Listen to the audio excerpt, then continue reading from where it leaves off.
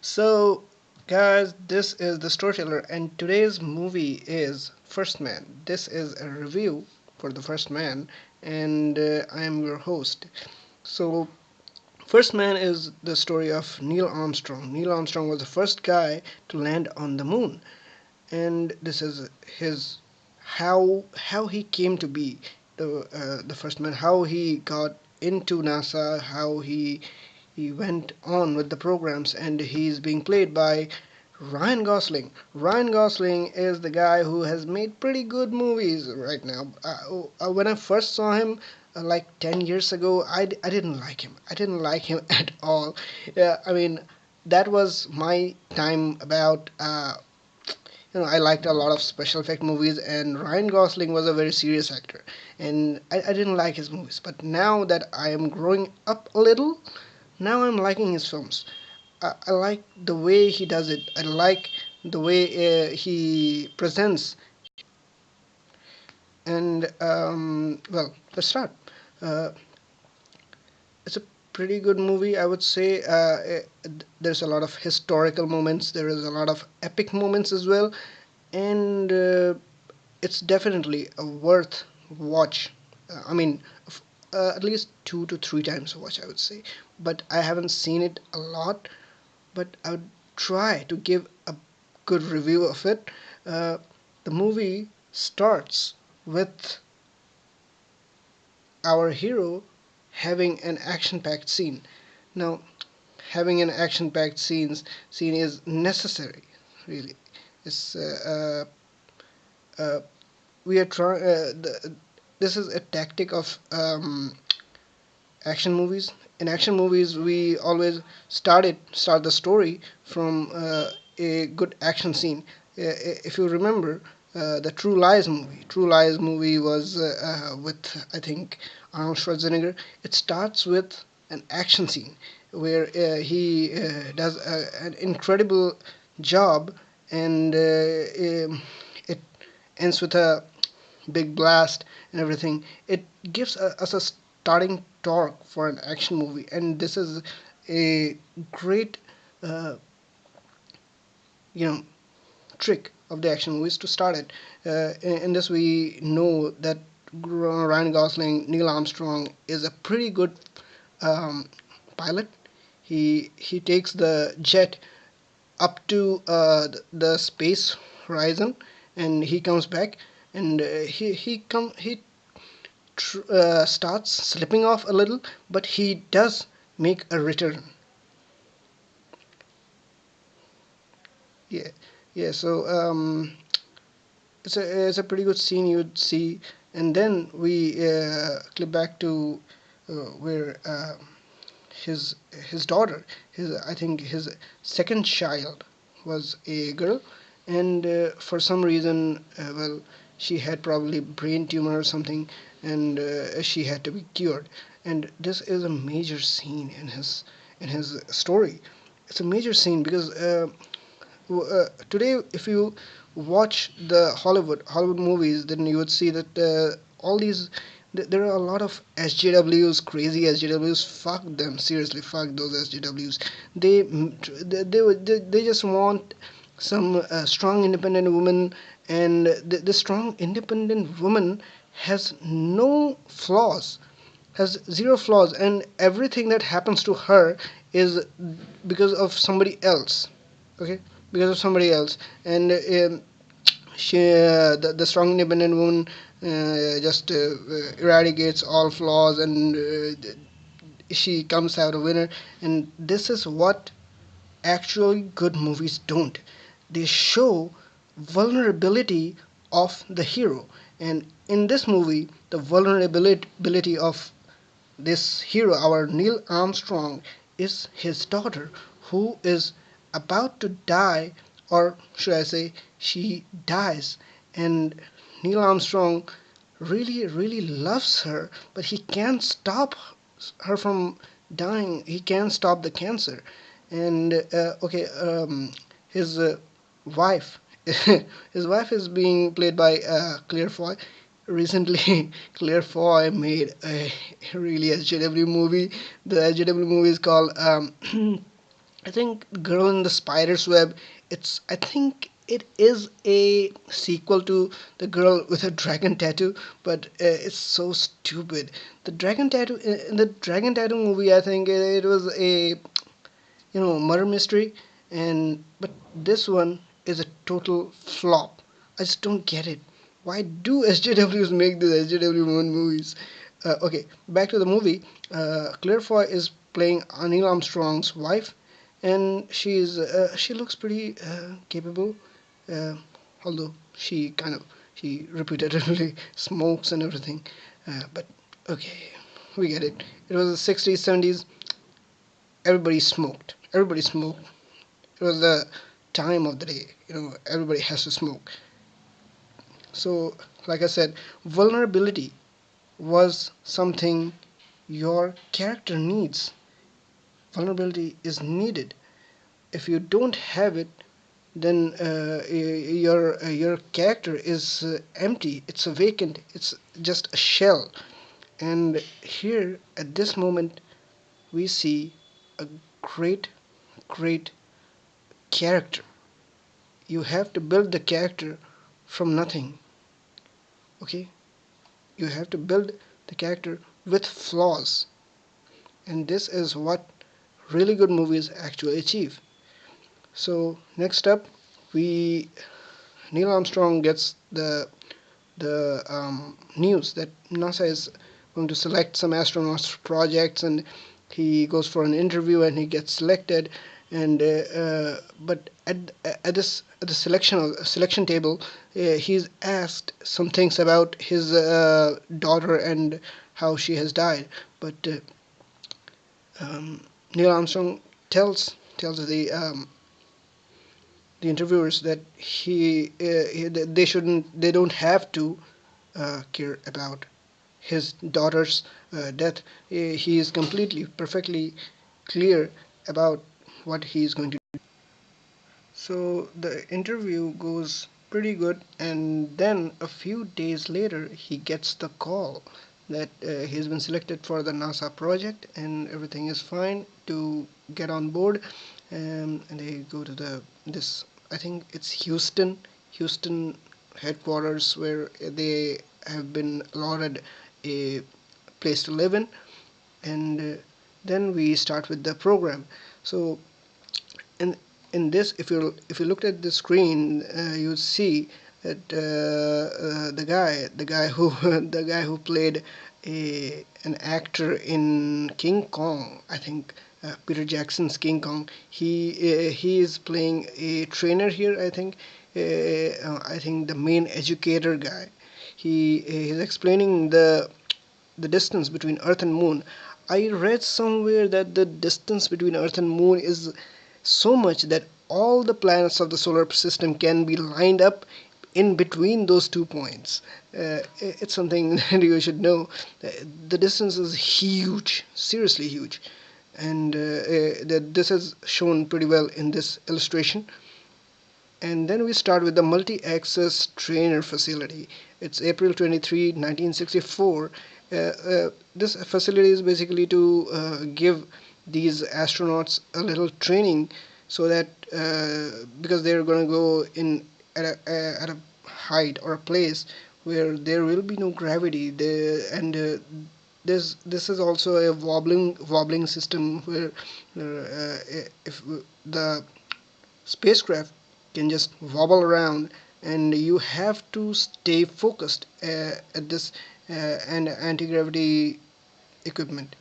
And Neil gets in first. I think nowadays there are much better equipments and much compact equipments than this very elaborate scheme and a huge machine.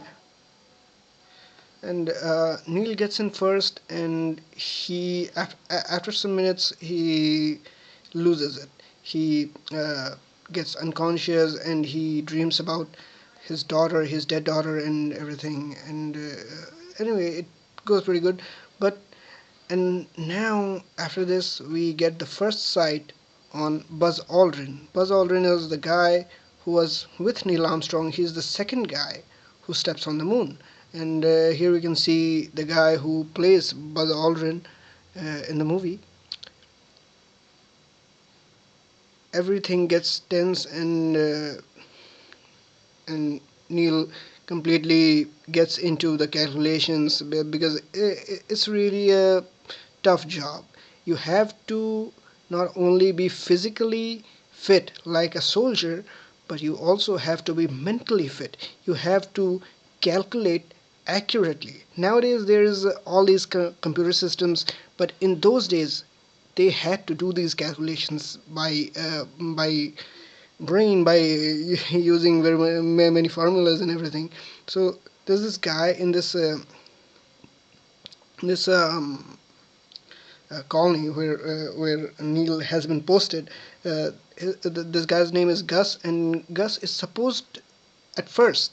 Gus was supposed to be Neil's partner, but it doesn't go very well.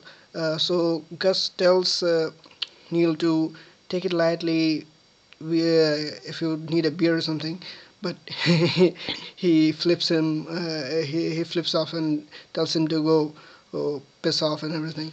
Uh, then here is our first twist, the first twist of the movie. Till now, it was all about setting the perfect premise for Neil Armstrong. This is where we start with Gemini 8. Gemini 8 was supposed to go into space and then add with Agena. Agena is a fuel tank. I think it is a fuel tank, and it is supposed to couple with the fuel tank and go to moon. But this is where Agena is taking flight, and they get in, and soon in space they couple with Agena. But something goes wrong. During this time, the Houston headquarters, people in Houston headquarters, they just start bouncing off that, whoa, we have done it, we have done everything. They start playing guitar and everything, but something goes wrong, and the ship starts to wobble. Okay, wobble. And during this wobbling, Neil has to find a way to control the ship. So, and he doesn't know what's causing this. There's a lot of gravitational matters. There's a lot of things that can happen at this point. And to stop the wobbling, he lets go of Agena. I think Agena is the fuel tank, and he lets it go. And when he lets it go, still the rotating motion doesn't stop. The wobble rate doesn't stop. Still, somehow he stops it, but till then, Agena is gone. Agena is far out of sight. This fuel tank is far out of sight, so they can't just go to the moon. And during this time, they get completely cut off from uh, the Houston Space Center, and for which the Claire Foy's character is very pissed that her husband is out in space, and these people are just like boys who are playing with toys.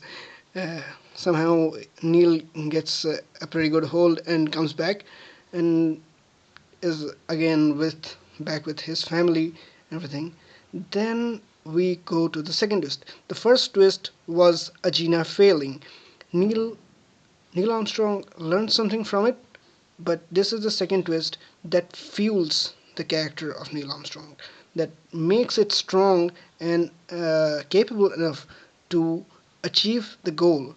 Uh, in this incident, in a plugs out test, January 25th, 1967, Gus dies. Was his best friend in this whole scenario, and he dies because of a blast. During this time, Neil Armstrong was at a conference, maybe a meeting with some politicians. Now, this is something about our culture. Politicians have a lot of power, a lot of money around them, and they basically fund all these innovations, all these things. Just like the Queen of Spain gave money to Columbus so that he can come to US and do some business. Just like that, mm, Neil Armstrong convinces the politicians to keep the funding on, but the politicians keep saying that no, our taxpayers are paying huge money and you need to do something fast. And this is a really big problem of our society. And then, well, then Neil gets to know that Gus has died. Well, and this is our second twist. This is the twist that completely strengthens the character of Neil Armstrong, that he has to do something. The taxpayers are losing money, people are losing lives, and here he has to do something. So he gets on with the program and he has to do something. He wants to lose his life in any way to get to the moon. He crashes planes. I think these are. He crashes a heavy water uh, hovering equipment, and this is uh, this is a cringy and kind of racist scene where the guy is. I mean, it's comedic as well. But the guy makes a song where he tells, "Oh, White is on the moon, and we can pay the bills. My sister's in the hospital, but White is on the moon." So everybody involved in this NASA program was white. So this thing pretty much came up. The liberals always do this. The liberals always do this, man. They are the death of innovation. They are the death of capitalism, and they keep doing this. Here's a guy. He basically lectures everybody. He does this, yeah, kind of comedic, you know, storyline, but you know, he's making problems for NASA and everything, and he's another woke boy who's asking the government how many must we sacrifice. In that time, JFK I think was the president, and he said that they want to go to the moon. It has to be done by them. They have to go to the moon because, well, now we know that US was in competition with Russia, and they had to do something first. Russia was doing everything first. They went to space first. They launched Sputnik first, and US had to up their game. And then we come to Apollo 11. Apollo 11 was the satellite that got Neil and Buzz onto moon, and this is where we finalize that uh, Gus's place is empty. So who will take the charge? And here Buzz pretty much says that I will take the charge, and Neil is kind of pissed off that Buzz is taking Gus's name off the list. But what can he do? Gus is dead. Okay, Gus is dead. And again, during the conference, Buzz Aldrin keeps coming up with jokes about jewelries of his wife, but Neil Armstrong is super serious because, as we know, after the second twist, he's all fueled up and strengthened to achieve his goal. And he says that he just wants to keep some fuel instead of his wife's jewelry. And they get ready. They start getting ready for the journey. Neil Armstrong starts packing his bags, and then Claire Foy's character comes in and asks him to talk with his children. He has to talk with his children because he's probably not coming back. If you see college students of normal age, if you go to the especially in the science branch, you would see that people are really, really consumed by these things. And these were the times where you had nothing. You didn't have digital calculators and everything, and people were totally consumed. And especially these scientists, they not only had to be physically prepared but also mentally prepared for this thing. And that's why Neil Armstrong is all very stubborn that he did not want to talk with his children, but somehow Claire Foy's character convinces him to talk, and then again he talks with his children. It's a pretty heartfelt thing, you know. And then he gets ready for the big thing. Cape Kennedy, Florida, July 16, 1969. They go. They go to the place. They start at putting the uniform on, and it launches. Well, it's a great scene. It's a historical scene. It's a historical movie, which is why I really want to advise every man to watch this. Mostly men are, you know, motivated to watch history and to watch science, and nowadays women are being motivated, but I think there's a lot of motivation around for men, but men need to first see for history. Okay, go watch this. Go watch this. Go watch First Man. It's a great movie with some great scenes. I'd say these scenes are incredible. Wow. And then the shuttle starts its course into the dark, and they reach the moon. And this is the final. There was the first twist, second twist, and now the final. The final always has to be great. It is a thing that all's well that ends well, and in movie business, it is a thing. Okay, you have to make the best ending ever.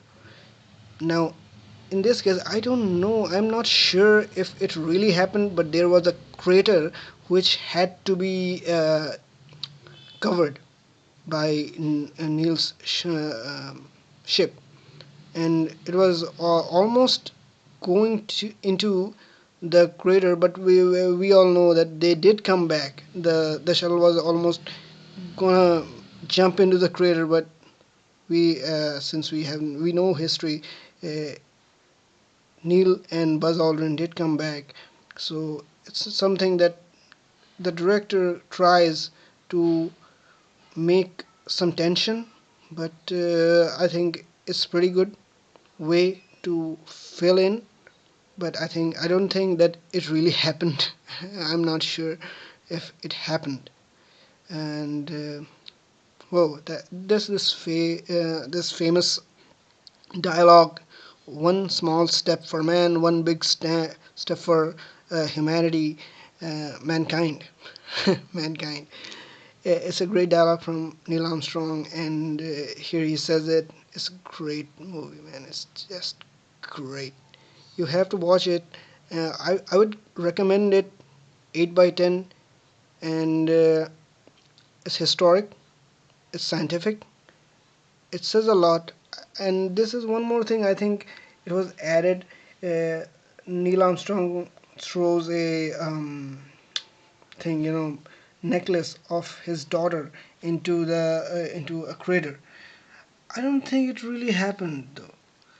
Why would Neil Armstrong keep this necklace to just throw into a crater on the moon?